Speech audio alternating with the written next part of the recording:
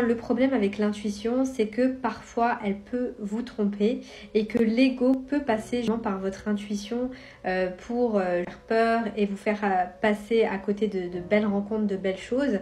Et c'est pour ça que être conscient de soi, apprendre à se connaître, apprendre à savoir qui tu es, va te permettre justement de faire la différence entre l'ego et la voix de la sagesse qui est ton âme. L'ego va toujours te parler avec de la peur parce que tout simplement c'est son rôle. L'ego c'est le fruit justement de toutes tes croyances et tes peurs, et ce qu'il veut c'est de te protéger.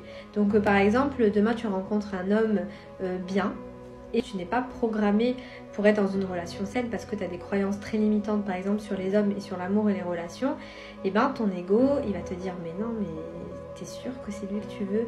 Je suis sûre qu'il cache son jeu, je suis sûre que c'est pas un mec bien, qu'il a une autre meuf quelque part, que...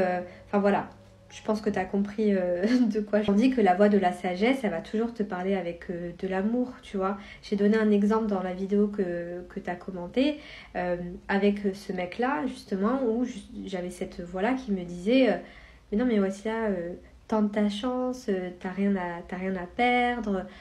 Voilà, vraiment, je l'entendais, ça venait de mes entrailles, c'est regarde, t'es encore dans l'auto-sabotage. Si ça se trouve, c'est quelqu'un de bien pour toi, etc. Donne-toi la chance.